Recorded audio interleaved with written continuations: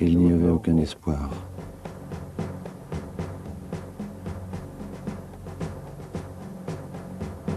Les gens mouraient comme des mouches.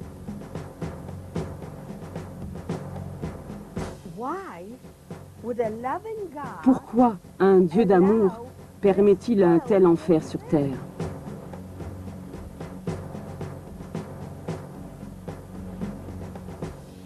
Jusqu'à ce jour, je ne comprends pas.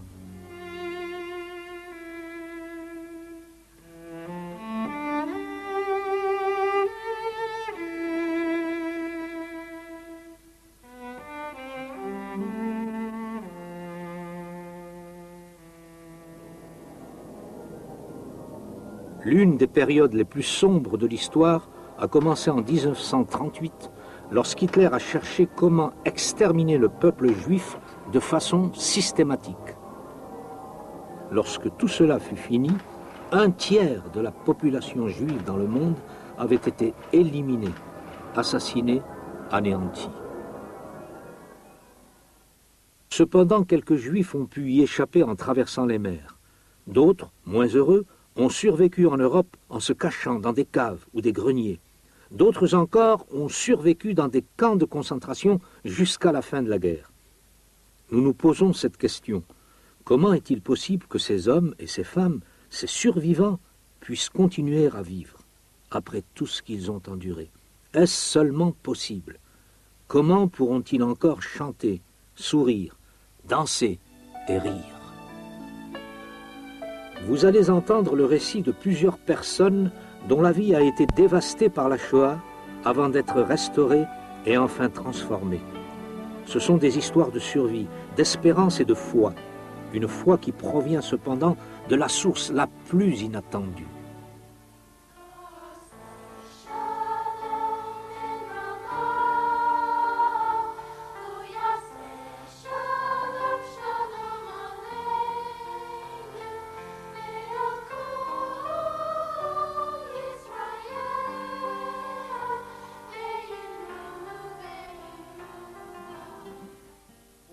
La synagogue se trouvait dans la maison de mon grand-père. Ainsi, oui, nous étions très actifs. Ma grand-mère était réputée pour être la personne la plus accueillante de la ville. S'il y avait une famille dont la fille voulait se marier et qu'elle n'avait pas assez d'argent, elle allait voir ma grand-mère, qui s'occupait de tout pour que le mariage ait lieu. Mon père était barbier et coiffeur. Il avait son propre salon de coiffure à Budapest.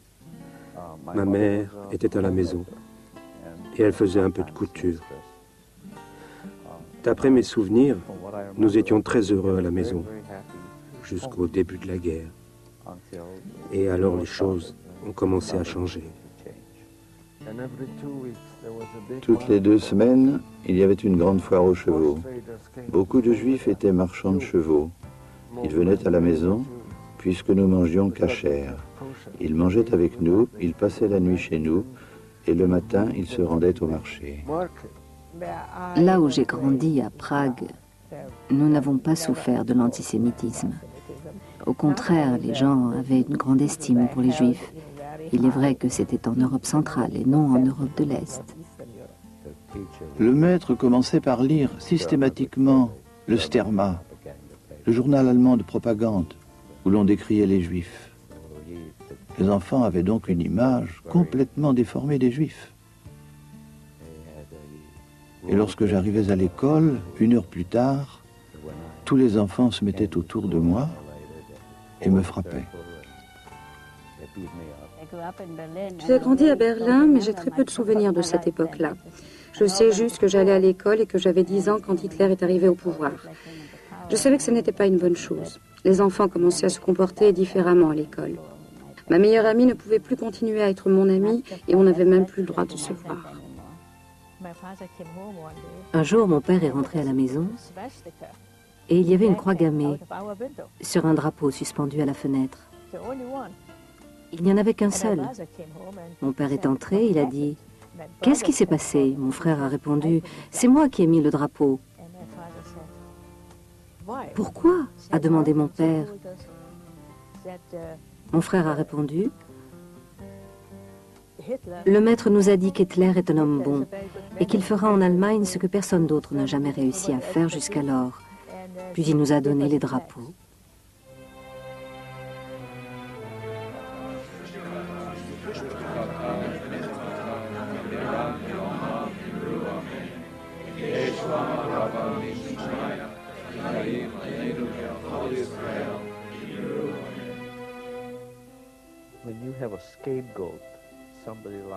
Vous savez ce que c'est qu'un bouc émissaire?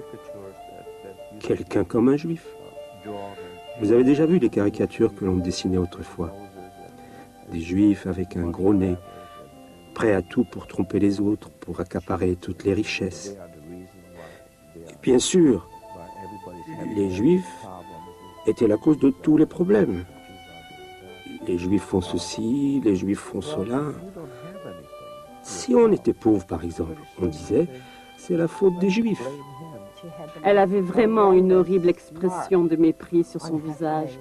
Et cette maîtresse a dit, « Vous les Juifs, sortez de ma salle de classe et ne revenez plus. » Lorsque nous sommes sortis, les Polonais, les adultes comme les enfants, nous ont accueillis sous un déluge de pierres.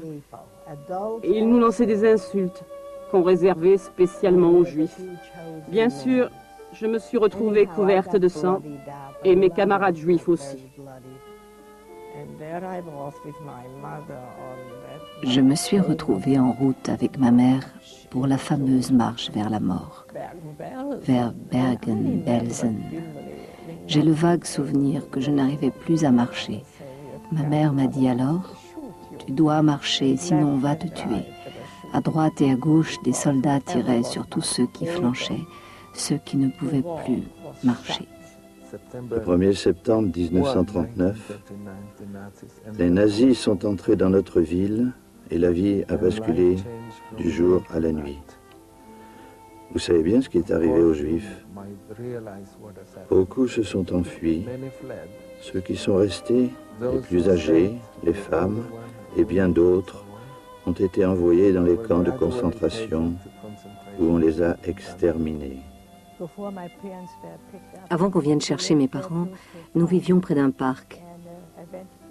J'allais souvent me promener dans ce parc avec mon père et nous portions bien sûr tous les deux l'étoile jaune. Les Juifs n'avaient pas le droit de s'asseoir, c'était écrit sur tous les bancs. Mais un jour, mon père me dit « Viens t'asseoir ». Je lui ai répondu « Papa, nous n'avons pas le droit ». Il m'a ordonné de m'asseoir. Alors nous nous sommes assis sur le banc et bien entendu, 2 soldats sont arrivés. Des SS, je suppose. Ils sont venus vers nous et lorsqu'ils ont vu l'étoile, ils nous ont dit en allemand « Levez-vous, vous savez bien que vous n'avez pas le droit de vous asseoir ici. Lève-toi, sale juif. » Mon père s'est levé et il a dit « Comment osez-vous me parler comme ça ?» Il a sorti de sa poche une médaille qu'il avait reçue pendant la guerre et il a dit « J'ai combattu pendant la guerre de 14. Comment osez-vous me parler de cette façon ?» Enfin, en 1938, nous avons vécu la Kristallnacht, la nuit de cristal. Cette nuit-là, toutes les synagogues ont été détruites et toutes les fenêtres de notre maison ont été brisées. Nous avons dû nous mettre en rang dans la cour et mon père a été battu. J'ai passé 3 ans et demi dans les camps de concentration les plus épouvantables. D'abord Theresienstadt, dans le ghetto, ensuite à Auschwitz, et puis aussi à Hambourg pendant quelques semaines, avant d'être libéré de Bergen-Belsen. Cette fois-ci, on nous a pris et on nous a renvoyés dans le ghetto. Vous savez, nous pensions que c'était peut-être le meilleur endroit, puisque nous avions encore de la famille à ce moment-là. La vie dans les camps. Comment peut-on décrire l'enfer? Eh bien, nous travaillions avant que le jour se lève, jusqu'à la nuit tombée. D'abord, on nous comptait. On devait tous se mettre en ligne sur 5 rangs. On marchait jusqu'à l'usine. On travaillait toute la journée et on revenait aux baraques lorsqu'il faisait nuit.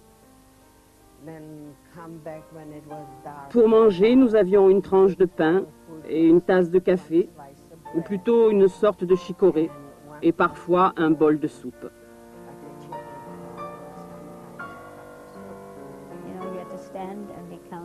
Nous devions nous tenir debout pour être comptés chaque jour.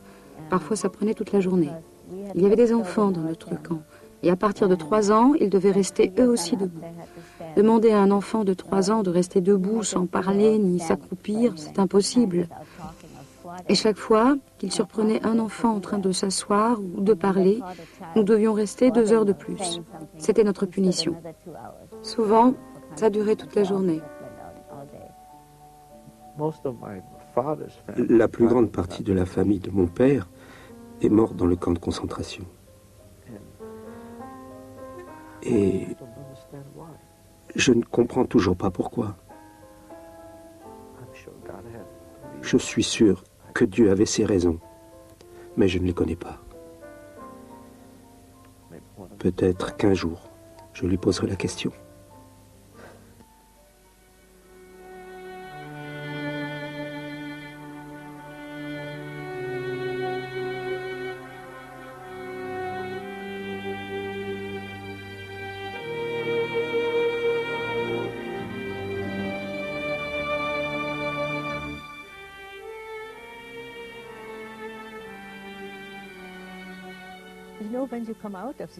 Quand vous sortez d'un camp de concentration, vous vous sentez terriblement coupable.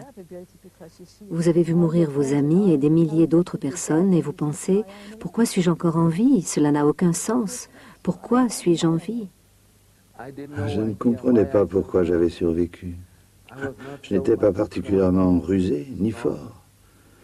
Mais aujourd'hui, je crois sincèrement que Dieu a permis que je survive afin de m'appeler à son service. C'est tout. C'est une certitude. On m'a diagnostiqué une fièvre typhoïde, puis une encéphalite et enfin une faiblesse cardiaque. Bien sûr, je traîne toujours cette faiblesse au cœur, mais par miracle, il y avait quelqu'un là-haut, quelqu'un qui veillait sur moi. Comment ai-je survécu? J'ai du mal à le croire, même les médecins ne l'auraient jamais cru. Je me demandais sans cesse pourquoi Dieu m'avait épargné. Je ne comprenais pas, car j'étais si souvent passé à 2 doigts de la mort. Je ne suis plus la même. Je suis une survivante. Je détestais ce mot. Aujourd'hui encore, je suis mal à l'aise quand je l'entends. Il n'y avait pourtant rien de particulier, mais c'était comme si j'avais fait quelque chose de mal. Et pour cette raison, je me sentais coupable.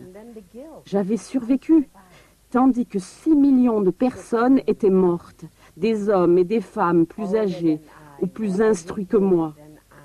Je n'avais rien fait de spécial. Je n'aurais pas dû survivre. Je n'aurais pas dû. La plupart des rescapés éprouvent le même sentiment. C'est pour ça que nous n'en parlons jamais. J'étais déterminée et pleine d'espoir. Je voulais survivre. Beaucoup de gens sont morts parce qu'ils n'avaient pas cette volonté. Ils n'avaient absolument aucun espoir. Dieu devait bien avoir ses raisons pour m'épargner pendant tout ce temps.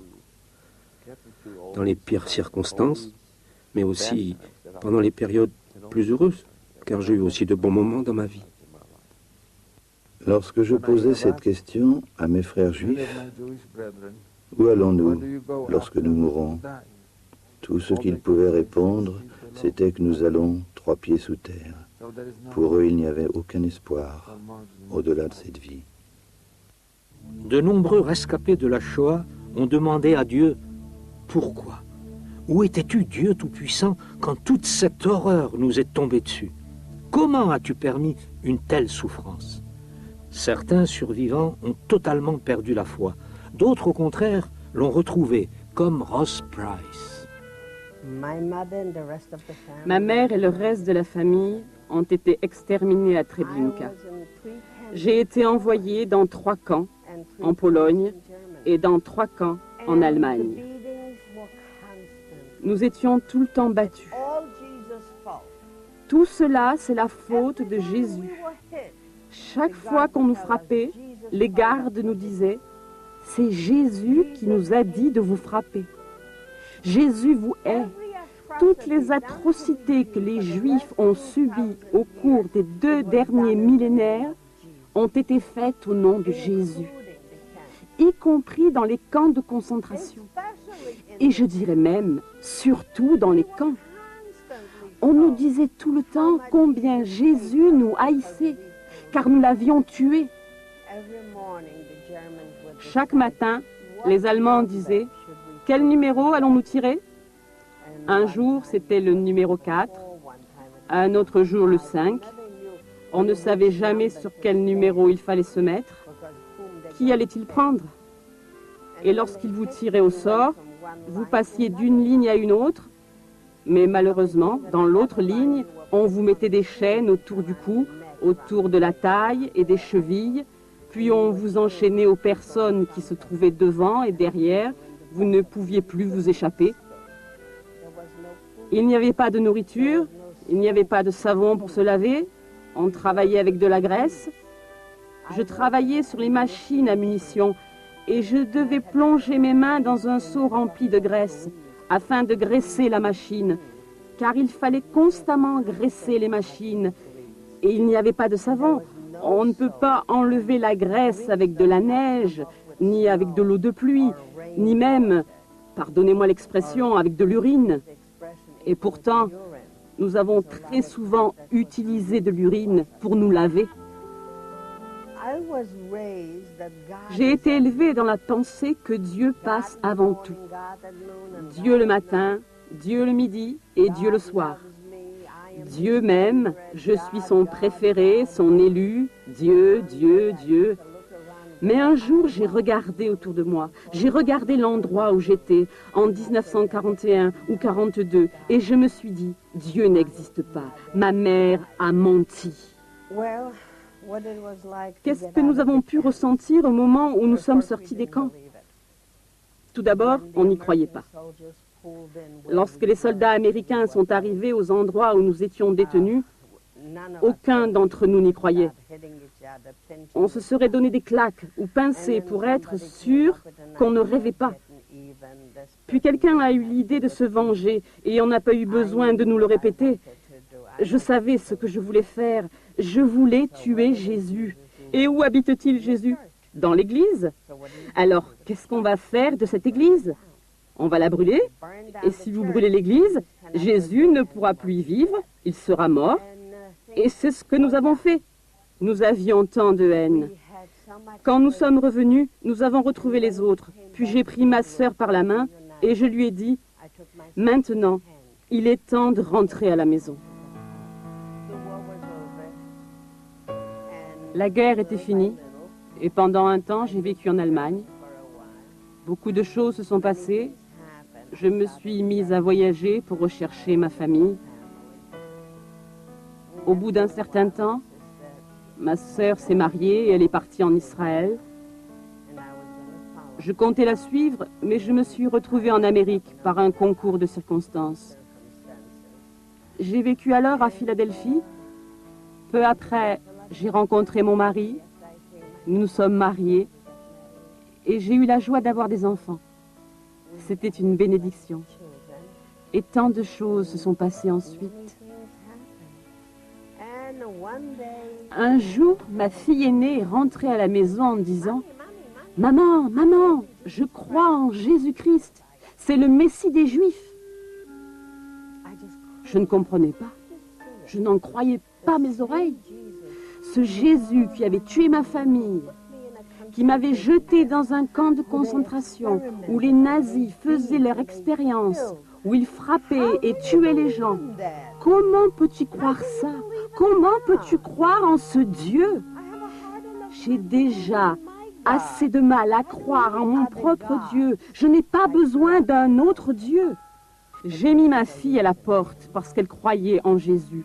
Puis j'ai envoyé mon mari dans cette maison où ils se réunissaient. Mais à son tour, il a cru en Jésus. Il ne voulait plus m'accompagner à la synagogue où j'avais pourtant les meilleures places. Il est devenu croyant en Jésus. Un jour, il est rentré à la maison et il m'a lu un passage du livre des Proverbes au chapitre 31. Ma plus jeune fille allait à une école privée juive. Elle est devenue croyante en Jésus. Mes garçons, ils ne voulaient plus parler de ces choses-là avec moi ou avec leur père. Ils disaient, on se fiche bien de tout ça, laissez-nous tranquilles. Avant, notre famille était en paix. Jésus est arrivé et maintenant, c'est la guerre. Je me suis dit, je vais leur donner une leçon. Et je vais aller trouver ce meurtrier, ce Jésus. Je me suis alors enfermée au sous-sol. J'ai ouvert ma Bible. Je savais bien que dans ma Bible, celle que le rabbin m'avait donnée, on ne parlait pas de Jésus. Alors je l'ai mise de côté. J'ai pris la Bible de ma fille, puis j'ai commencé à la lire et la relire. J'ai recommencé une nouvelle fois, car je savais que j'étais passée à côté de quelque chose. Je suis restée ainsi 4 ou 5 jours dans ce sous-sol. Je ne faisais ni ménage, ni cuisine. Personne n'était autorisé à m'approcher. J'étais un vrai tyran. J'étais déjà un peu du genre tyran, mais à ce moment-là, je le suis devenu encore davantage.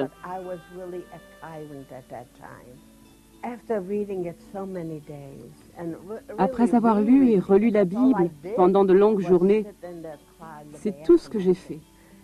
Je me suis même réfugiée un temps dans la salle de bain pour lire. Et après ça, je ne trouvais plus d'excuses. J'avais bien compris qu'il était l'agneau et non le lion.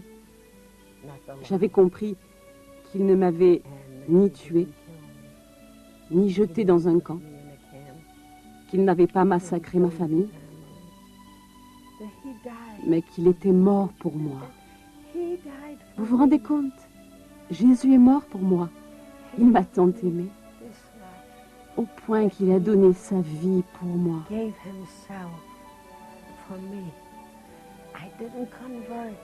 Je ne me suis pas convertie, je suis juive.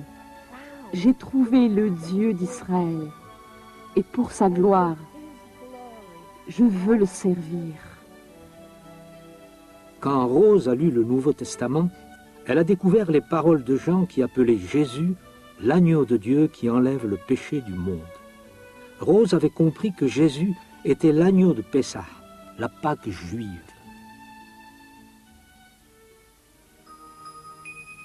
Beaucoup de survivants étaient encore des enfants au moment du génocide nazi. Ils se souviennent d'avoir assisté, totalement impuissants, à la déportation de leur famille. Ils se demandaient chaque jour s'ils les reverraient. Bob Kertész a vécu cette douloureuse expérience. Mon père fut incorporé dans l'armée hongroise. Et même si j'étais encore un enfant à cette époque, je me souviens de moments heureux. Quand il rentrait en permission, et moi j'arrangeais son uniforme, afin qu'il ait une belle allure. Je n'ai jamais pensé que des événements aussi sombres allaient se produire. Et alors, je suppose que mon père est allé au front russe avec l'armée hongroise. Et lorsque la Hongrie a décidé que les Juifs ne pouvaient plus rester dans l'armée hongroise, ils les ont traités presque comme des esclaves. Ils devaient creuser des tranchées pour les troupes sur le front et ils faisaient tout le sale boulot.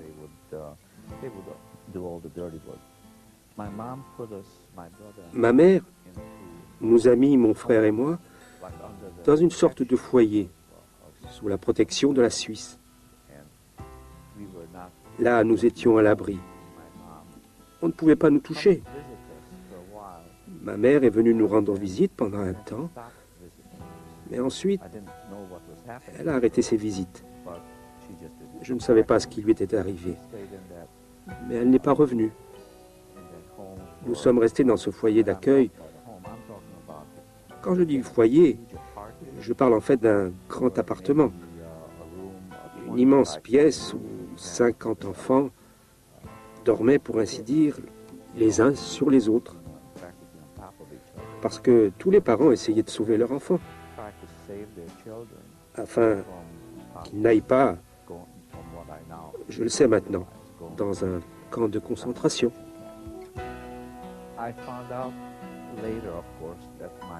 J'ai découvert plus tard, bien sûr, que ma mère avait été envoyée dans un camp de concentration à Mauthausen. Bien entendu, personne ne savait ce qui lui était arrivé. Et on n'avait bien sûr aucune nouvelle de mon père. Lorsque le ghetto fut construit, il n'y avait pas encore de mur. Il fallait qu'il fasse sortir tous les non-juifs du quartier. Ils ont alors mis en place des points de contrôle. Mon frère et moi, nous avons décidé, ou plutôt, moi, j'ai décidé que je n'étais pas fait pour vivre dans ce ghetto. Comme je l'ai dit, j'étais un gamin. Un jour, j'ai pris mon frère par la main, et au moment où tous les non-juifs sortaient du ghetto, nous nous sommes joints à une famille avec 2 enfants. Et nous avons enlevé notre étoile jaune. Nous avons marché avec cette famille et ils ont eu la gentillesse de ne pas nous dénoncer. J'ai une tante qui est toujours vivante, je crois, et qui n'était pas juive. Elle avait épousé l'un de mes oncles et nous sommes allés chez elle. Bien sûr, elle avait peur qu'on ne découvre qu'elle nous protégeait. Elle nous a envoyés chez sa famille, qui vivait à la campagne. Mon frère est parti dans une direction et moi dans une autre. J'ai vécu alors pendant plusieurs mois chez cette famille, jusqu'à ce que la situation devienne vraiment risquée pour eux. Alors nous sommes revenus au ghetto. À cette époque, ma grand-mère était déjà morte. Dans le ghetto, nous partagions le même lit. Quand elle est morte, nous dormions dans son lit avec mon frère. Il me semble que j'ai prié à ce moment-là. En tout cas, Dieu a répondu à mes prières. Mes 2 parents ont survécu et sont rentrés à la maison. C'était un miracle. Ils sont rentrés environ 6 mois après la fin de la guerre. Je suis parti avec ma mère et mon frère aux États-Unis en 1948. 6 à 8 mois plus tard, mon père nous a rejoints. Nous étions enfin de nouveau ensemble. Bob, reconnaissant envers Dieu d'avoir sauvé sa famille, ne s'est jamais détourné de Dieu. Des années plus tard, placé par un ami chrétien devant le choix de reconnaître en Jésus son Messie, il livra un combat contre lui-même. Mon ami Gary Jérôme m'a relancé pendant plusieurs années. Nous avons beaucoup discuté. Et je disais toujours, pourquoi devrais-je croire en Jésus? J'ai déjà Dieu. Nous n'avons pas cherché à nous convaincre réciproquement en avançant des arguments. Mais nous avons poursuivi nos discussions. Et je disais, pourquoi devrais-je changer? Pourquoi devrais-je devenir quelqu'un d'autre? J'ai mis du temps à comprendre que je ne perdrais pas mon identité juive, mais au contraire, que j'ajouterais à cela que Jésus est mon sauveur. Je suis toujours juif, à l'intérieur. Je ne changerai pas. Je le serai jusqu'à la fin de mes jours. C'est seulement après avoir étudié la Bible que j'ai réalisé qu'il s'était sûrement passé quelque chose après l'Ancien Testament. Quelque chose. Il y a tant de textes dans l'Ancien Testament qui prouvent que le Messie devait venir et que ce Messie était même déjà vivant.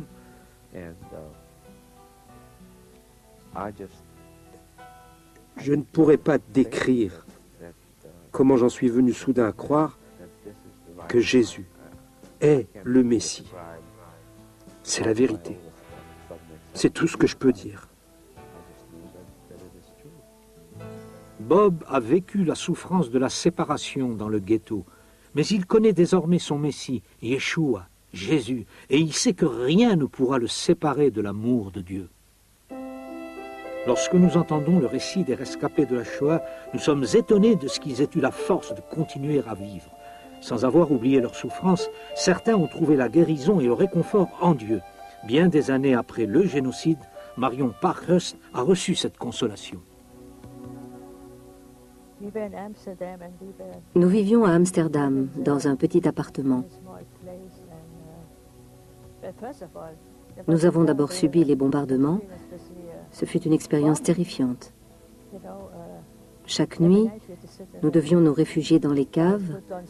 Les bombes explosaient, c'était effrayant. Nous étions capables de deviner quel type d'avion nous bombardait. Je pouvais faire la différence entre les avions allemands, les avions anglais ou américains. Je les identifiais chaque fois. Enfin, peu importe. Un jour, nous avons été arrêtés. Voilà ce qui s'est passé. Ils nous ont d'abord jetés en prison, en Hollande. Cette prison n'était pas si mal comparée au camp de concentration. Puis ils nous ont envoyés à Westerbork, un camp de transit, et je suis restée là. Nous y sommes restés environ 2 ou 3 mois.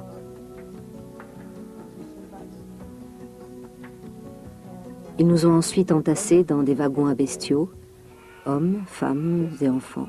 C'était épouvantable. Il était très difficile de trouver de quoi se nourrir. Ça sentait mauvais, les gens étaient malades, c'était effroyable. Et puis le train s'est arrêté et nous avons vu des SS avec de grands chiens bergers. Ils nous ont dit alors que nous étions à Bergen-Belsen. C'est là que nous avions été envoyés. Et ce fut une très mauvaise expérience. Je n'aime pas du tout parler de ces choses. Lorsque j'ai été prise, j'étais enceinte de 3 mois. Dans ces circonstances, c'était terrible. Je suis surprise qu'on ne m'ait pas envoyée à Auschwitz, parce que je pense que toutes les femmes enceintes étaient envoyées à Auschwitz.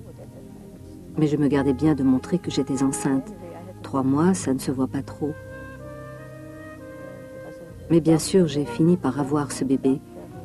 Il y avait un docteur dans ce camp, un médecin hollandais qui était prisonnier. Il m'a aidé, mais le bébé était malade, bien sûr, et il est mort au bout de quelques jours. Après avoir eu mon bébé, je suis restée longtemps très faible. Un jour, il y a eu une grande confusion dans le camp. Et nous avons entendu dire que Mengele, le fameux docteur d'Auschwitz, visitait notre camp. Il est venu dans nos baraques. Le responsable du camp lui a montré tous les gens couchés dans leur lit. Puis il est venu vers moi et il m'a dit de me lever. Je me suis levée. Il a dit alors à Mengele, « Cette femme a eu un bébé ici, mais il est mort. » Mengele a répondu, « C'est bien. » Je lui aurais donné une claque. Je l'ai regardé, j'aurais voulu lui donner une bonne claque. Il a ajouté alors, « Eh bien, vous êtes en vie, n'est-ce pas ?» Je lui ai répondu « Oui. » C'était tout. Et j'ai pensé en moi-même, qu'est-ce qui peut motiver cet homme? Mais le jour suivant, quelque chose de plus étonnant encore s'est produit. Ce jour-là, Mengele est de nouveau venu dans notre baraque. Il s'est approché du lit où j'étais assise, puis il a déposé quelque chose sur mon lit et m'a dit de prendre ces choses, que ça m'aiderait à survivre. Je n'en croyais pas mes oreilles. Il est sorti et j'ai alors regardé ce qu'il avait déposé. C'était un gros flacon de vitamines. Il m'avait donné des vitamines. Alors j'ai commencé à penser que malgré tout, il pouvait avoir encore un vague sentiment d'humanité, même s'il était bien connu pour pratiquer des expériences horribles sur toutes les femmes, sur tous les gens. En tout cas, je n'ai jamais oublié ça. Dans le camp, il y avait différentes sections. Je voyais chaque jour, je voyais de grandes charrettes tirées par des chevaux, chargées de cadavres, des corps nus. Ils les emmenaient quelque part, je ne sais pas où, chaque jour. C'était une situation sans espoir. Nous étions tout le temps affamés. Et ceux qui s'aventuraient vers les poubelles pour y prendre des choses étaient sévèrement punis. Imaginez les souffrances. Je ne sais vraiment pas comment j'ai pu les supporter. Un jour, en avril, un matin, Quelque chose était en train de se passer. Nous n'avions aucune nouvelle, bien sûr, nous ne savions rien. Mais on sentait qu'il se passait quelque chose dans le camp. Les SS couraient en tous sens, ils criaient, ils s'agitaient. Il se passait vraiment quelque chose. Ils ont allumé le haut-parleur et ils ont dit « Dans une demi-heure, chacun devra prendre ses affaires et se préparer à marcher. Nous allons évacuer le camp. » Ils nous ont donné un peu de pain. À ce moment-là, mon mari était sérieusement malade. Il avait la fièvre et c'était à peine s'il pouvait marcher. Nous avons commencé à marcher sur la route. Nous devions parcourir environ 3 ou 4 kilomètres. Mon mari m'a dit alors, je n'en peux plus. Mais j'ai vu des gens le long des routes, des personnes âgées qui disaient « Sales juifs, levez-vous !» Et s'ils ne pouvaient pas se lever, ils les tuaient sur place. Alors j'ai dit à Walter « Écoute, il faut marcher, sinon ils vont te tuer. » Je ne sais pas comment j'en ai eu la force, mais je l'ai littéralement porté, vous savez. Marion et Walter furent jetés dans un train, mais celui-ci, quelques jours plus tard, fut bombardé. Contre toute attente, ils survécurent et ils commencèrent alors une nouvelle vie. Après la naissance de leur fille, Karen, ils émigrèrent aux États-Unis où des Juifs messianiques leur parlèrent de Jésus. Nous avons rencontré Paul et Elisabeth. C'étaient de bons amis. Nous avons commencé à parler de la foi et j'ai dit « Paul, ne perds pas ton temps avec moi, s'il te plaît. Cela n'a aucun sens pour moi, d'accord ?» Mais un jour, Karen devait avoir environ 3 ou 4 ans. Il m'a dit « Écoute bien, si tu veux jouir de la vie et te faire plaisir, très bien. Mais ta fille, est-ce que nous pourrions l'emmener à l'église ? Je pourrais passer la prendre, moi ou d'autres personnes. » Je lui ai répondu « Bien sûr, pourquoi pas ?» Karen a donc commencé à aller à l'église et très rapidement elle est revenue à la maison avec des textes bibliques ou des histoires tirées de la Bible et elle voulait que je lui lise ces histoires. J'ai lu ces histoires sur Jésus et sur d'autres personnages. Mais un passage de l'évangile de Jean, le verset 16 du chapitre 3, m'est revenu à la mémoire, ainsi que d'autres passages. J'étais de plus en plus curieuse et j'ai appelé Paul pour lui dire « C'est quoi tous ces trucs que Karen me ramène à la maison? Où les as-tu trouvés ?» Il m'a répondu que c'était dans la Bible. Mais je lui ai dit que je n'avais pas de Bible et il m'a proposé de m'en donner une. J'ai aussitôt accepté. Il m'a donc donné une Bible et j'ai commencé à l'étudier avec lui. De fil en aiguille, je lui ai dit « Tu sais, il y a comme un mur que je ne peux pas franchir. » Mais quand j'ai lu le chapitre 53 du prophète Isaïe, ça m'a été droit au cœur. J'ai continué de lire et d'étudier la Bible, et par bonheur, j'ai pu dire un jour, oui, je suis convaincue au sujet du Messie. Marion a lu les textes d'Ésaïe. C'est pour nos péchés qu'il a été percé. C'est pour nos fautes qu'il a été brisé. Le châtiment qui nous donne la paix est retombé sur lui, et c'est par ses blessures que nous sommes guéris. Elle ne pouvait nier que le prophète parlait de Yeshua, de Jésus.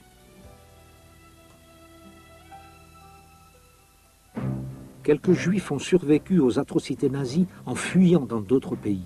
Beaucoup furent arrêtés et jetés dans des prisons où ils souffrirent de longs mois. Eliezer Urbach fut l'un d'entre eux.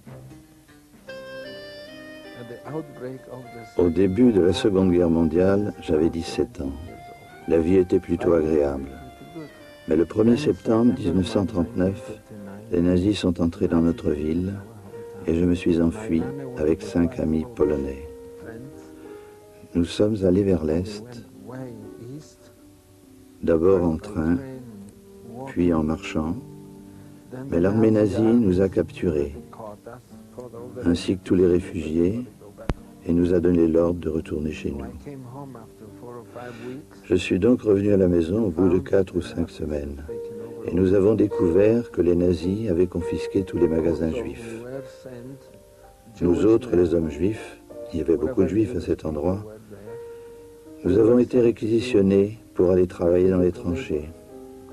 Nous devions combler les tranchées que nous avions creusées avant la guerre, tout juste une semaine avant la guerre, pour nous protéger des attaques aériennes. On a donné l'ordre à tous les hommes juifs de 16 à 60 ans de quitter le pays. Nous avons été emmenés en camion et par train jusqu'à la frontière soviétique. Et là, les soldats nous ont fait sortir et se sont mis à nous tirer dessus.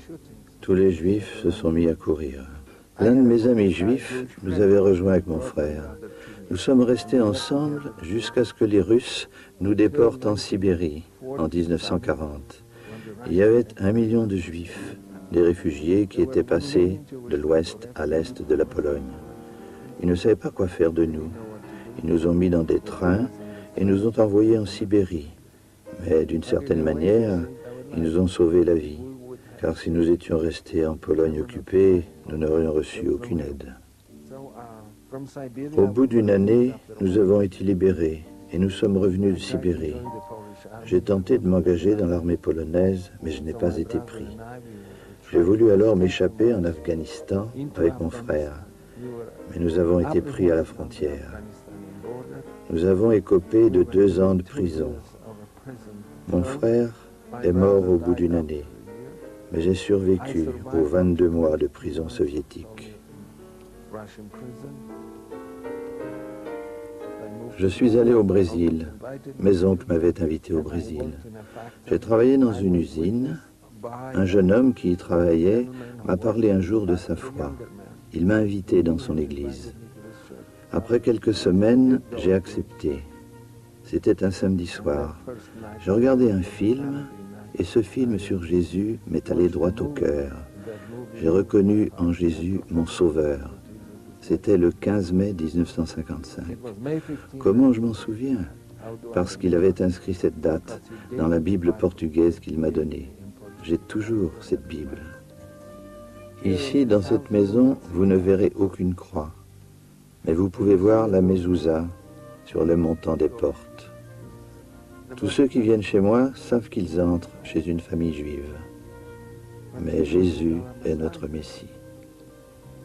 Dans le Nouveau Testament, dans l'Évangile selon Matthieu, Jésus demande à ses disciples « Qui dit-on que je suis ?»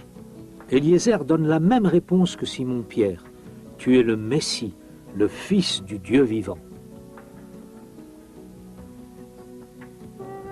Certaines familles juives ont dû prendre la fuite et traverser les frontières pour parvenir tout près de la liberté avant d'être reprises. Ce fut le cas de la famille Schlam. Cependant, même dans les camps de la mort, Vera Schlam n'a jamais perdu espoir. Nous étions des juifs traditionnels. Nous avions l'habitude de fêter la Pâque et les grands rassemblements de famille étaient courants. 25 à 30 personnes pour Pâques ou pour les grandes fêtes comme Rosh Hashanah et Yom Kippour. Les choses ont commencé à aller vraiment mal. Même dans la rue, on en voulait aux juifs, tout spécialement aux juifs. On les battait dans la rue, on leur faisait faire toutes sortes de choses. Nous n'étions plus libres.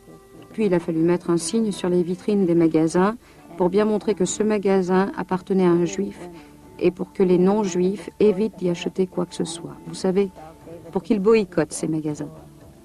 Mais c'était aussi une bonne cible. Je suis sûre que vous avez déjà entendu parler de la nuit de cristal, le 10 novembre 1938. J'ai vécu cette nuit-là, à Berlin. Ma mère a tout préparé pour nous faire passer illégalement en Hollande. Ça a coûté cher, très cher. Nous avons dû prendre le train jusqu'à la dernière ville avant la frontière, et là un homme portant un œillet à la boutonnière nous a emmenés à la frontière. En chemin, il nous a expliqué qu'il allait nous faire traverser comme un grand terrain de football, où l'un des buts se trouvait du côté allemand et l'autre, vers lequel nous devions courir, du côté hollandais. Une fois de l'autre côté, quelqu'un viendrait à notre rencontre avec un signal, un bruit comme tchic tchic tchic, quelque chose comme ça. Cette personne devait nous donner des instructions précises pour savoir ce qu'il fallait dire si nous étions pris, et pour qu'on ne sache pas que c'était lui qui nous avait fait traverser la frontière, il a ajouté « Ne vous inquiétez pas, il y aura quelqu'un, c'est sûr, à 99%. » Et moi, dans cette voiture où j'étais assise, j'avais tout juste 15 ans, j'ai pensé le 1% qui reste, qu'est-ce qu'on en fait? Et bien sûr, à la frontière, personne ne nous attendait. Nous sommes restés là pendant 2 heures, les visages tournés les uns vers les autres, afin que si quelqu'un venait avec une lampe, la lumière ne se reflète pas sur nos visages. Finalement, mon père a décidé qu'il n'y avait plus de raison de rester planté là. Le jour allait se lever et nous risquions d'être pris. Alors il a compté jusqu'à 3 et nous avons couru à travers les champs. Mais un douanier allemand nous a arrêtés et conduits à la Gestapo. Je me souviens que je marchais à côté de mon père, ma mère et ma sœur nous suivaient. Je dis à mon père, ne t'en fais pas, Dieu va nous tirer de là.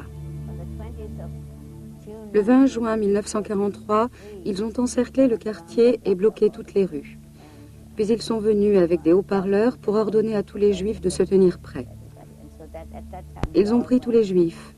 Et c'est à ce moment-là qu'ils nous ont envoyés à Westerbock, un camp de transit en Hollande, et de là, nous sommes partis à Bergen-Belsen. J'aurais bien voulu aller dans la baraque où se trouvait ma mère et me cacher sous une couverture pendant 1 heure.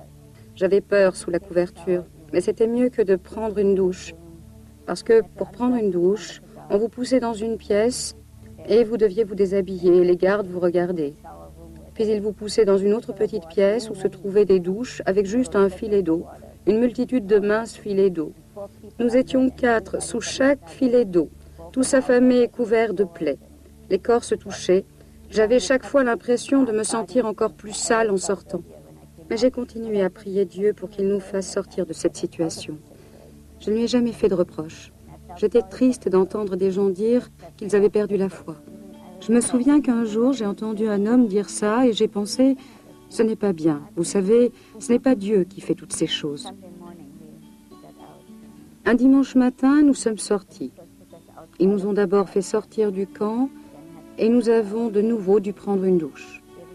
Puis ils nous ont donné à manger un repas consistant, de la choucroute et des pommes de terre. La chose la plus étonnante après notre arrivée en Amérique en novembre 1947, c'est que j'ai été capable d'aller à l'université bien que je n'ai jamais été au lycée. J'ai toujours dit que j'avais laissé tomber le lycée. Je n'avais aucune idée de ce que je voulais. Vous savez, jusqu'alors, toute ma vie se résumait à la persécution. Je n'avais jamais pensé au futur. Je ne pensais qu'à survivre jusqu'au lendemain et je ne pensais à rien d'autre. Mais je me suis bien débrouillée et l'année suivante, je me suis retrouvée au milieu des étudiants en première année de médecine. Nous parlions beaucoup de religion. Ils me posaient des questions et moi aussi, je leur en posais. Je me suis alors rendu compte que je ne savais pas grand-chose sur ma propre foi et que je n'étais pas capable de répondre à toutes leurs questions. J'ai donc pris une décision surprenante. Je me suis dit, dès que j'aurai fini mes études et que j'aurai un peu de temps, vous savez, on nous donnait tellement de travail que nous n'avions vraiment pas de temps pour autre chose. Bref, dès que j'en aurai un peu le temps, je lirai la Bible pour voir ce que Dieu veut pour moi. Et sans rien savoir de plus, j'ai commencé à lire la Genèse, au premier verset du chapitre 1, et j'ai poursuivi ma lecture. Je suis arrivée jusqu'au prophète Ésaïe, au chapitre 7 et au verset 14. J'ai trouvé que le Seigneur lui-même donnerait un signe. Une femme vierge aura un fils qu'on appellera Emmanuel. Et ce qui est important dans ce passage, c'est que le Seigneur donnera un signe, parce que beaucoup de gens disent que ce n'était pas vraiment une femme vierge. Le mot Alma en hébreu peut aussi avoir un autre sens. Mais enfin, dans ce contexte, il signifie bien une jeune femme vierge. Je parle plusieurs langues, je sais bien qu'un mot peut avoir plusieurs sens selon le contexte. Je dis toujours aux gens qu'il n'y a rien d'étonnant pour une femme non vierge d'avoir un enfant. Je suis pédiatre et je ne serais pas pédiatre si c'était un signe vraiment spécial pour une femme d'avoir un enfant. J'ai demandé à Dieu chaque soir de me montrer si Jésus était vraiment le Messie et s'il voulait que je croie en lui. Quand je me réveillais vers 6 heures du matin, j'entendais une petite voix, non pas une voix audible, mais une petite voix en moi-même qui disait « Oui, je veux que tu crois. Laisse tomber tes objections. » Alors bien sûr, comme tous les Juifs, je me suis demandé « Mais qu'est-ce que ma famille va dire ? Comment pourrais-je leur faire ça ? Que dira mon peuple tout entier et mes amis ? Quelle sera leur réaction ? Est-ce bien de s'aventurer ainsi en territoire ennemi ? Mais Dieu m'a dit de laisser tout cela entre ses mains. Il s'en chargerait. Vera s'est adressée à Dieu avec un cœur sincère. Elle a fini par trouver que Dieu avait tenu la promesse qu'il avait annoncée dans le prophète Jérémie. Vous me chercherez et vous me trouverez si vous me cherchez de tout votre cœur.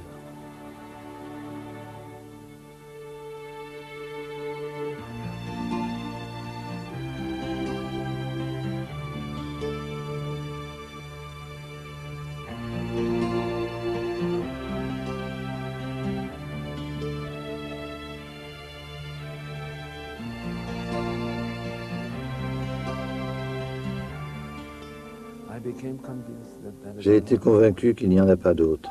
Israël n'offre plus de sacrifices. C'est une religion des œuvres. Les 613 commandements, les mitzvot, nous enseignent comment faire le bien et vivre de façon juste. On peut vivre de cette façon jusqu'à un certain point, mais cela ne donne aucune assurance pour la vie après la mort. Le Nouveau Testament, on l'a toujours dit, n'a pas été écrit pour les Juifs, mais uniquement pour les non-Juifs. Et pourtant, c'est bien un livre juif. Je m'approchais de Jésus et je sentais pourtant que je ne pouvais pas croire en Jésus en tant que juive. Surtout après avoir survécu à la Shoah et toutes ces choses. Comment aurais-je pu aller en territoire ennemi, n'est-ce pas? C'était ce que je pensais. Et cependant, quand j'ai lu que nous nous sommes détournés de lui, je ne pouvais pas nier que ce chapitre tout entier parlait de Jésus. J'ai pensé alors, c'est la version anglaise de la Bible que je lis, et c'est forcément ce sens-là qui s'y impose. À la synagogue que je fréquentais le vendredi suivant, j'ai pris les Écritures et j'ai lu le passage du prophète Isaïe au chapitre 53. Mais c'était le même texte. Alors j'ai pensé, comment se fait-il que je n'en ai jamais entendu parler avant?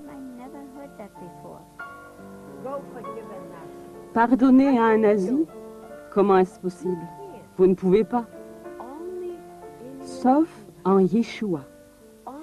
Vous ne pouvez pardonner qu'à travers Jésus.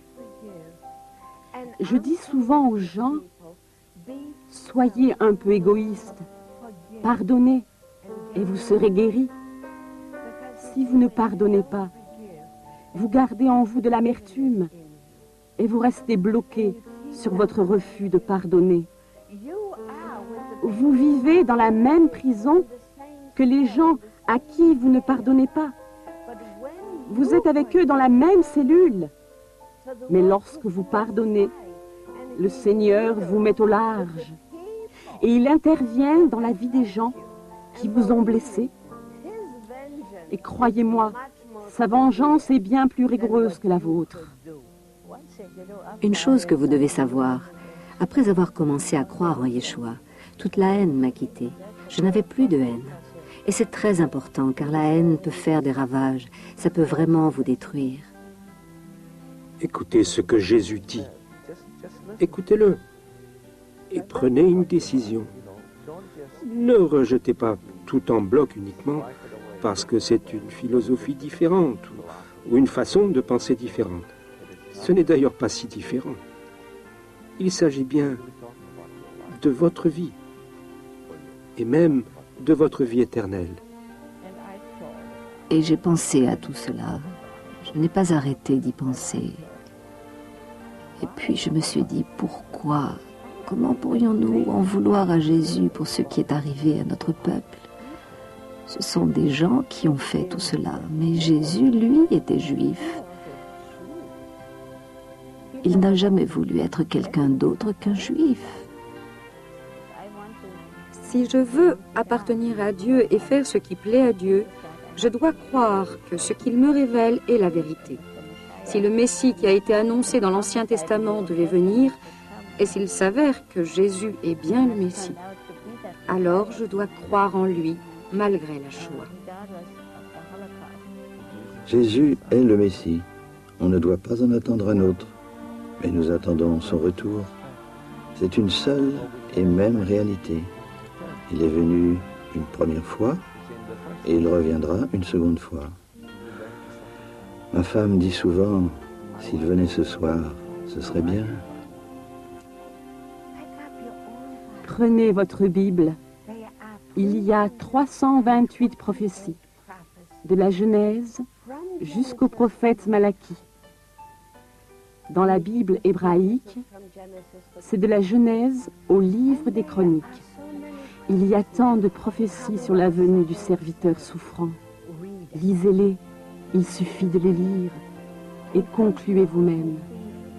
De qui parlent tous ces textes? Vous venez d'entendre le récit de plusieurs personnes qui ont survécu à une horreur indescriptible, un cauchemar. Et maintenant, ils sont guéris, ils ont la paix, ils ont de l'espoir. Cette guérison, cette espérance et cette paix sont aussi pour vous aujourd'hui même. Elle se trouve en Yeshua, Jésus, le seul véritable Messie. C'est bien lui que les prophètes ont annoncé, celui que nous avons attendu, le Messie juif. Yeshua est né en Israël, à Bethléem, la ville du roi David. Sa mère était juive et il a vécu une vie entièrement sainte. Il a souffert et il est mort d'une manière ignoble pour racheter l'humanité du péché. Mais bien qu'il soit réellement mort, il est aussi revenu à la vie. Il est ressuscité des morts. C'est le moyen choisi par Dieu pour effacer nos fautes.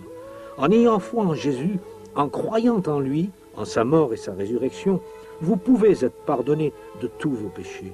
Vous pouvez recevoir l'espérance et la guérison aujourd'hui même, avec l'assurance de vivre pour toujours avec Dieu. Si vous souhaitez avoir une relation personnelle avec Dieu, grâce à Jésus le Messie, vous pouvez vous adresser à lui avec vos propres mots ou faire vôtre cette prière maintenant. Dieu d'Abraham, je sais que j'ai péché contre toi. Je veux me détourner de mes péchés. Je crois que Yeshua a tout accompli pour me réconcilier avec toi.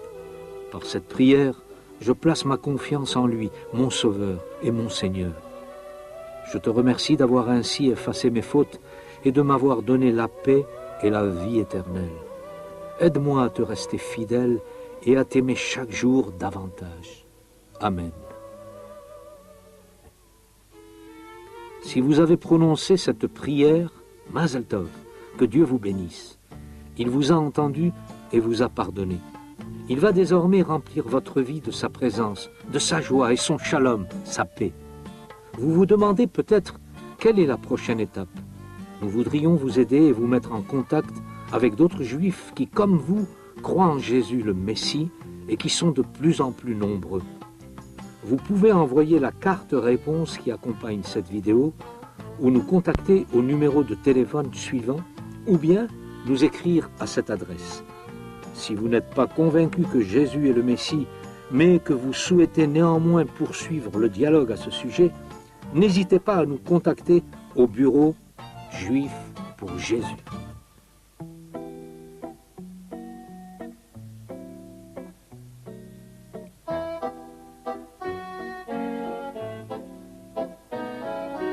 Magnify and sanctify his name, for by his word the universe was framed. When the stars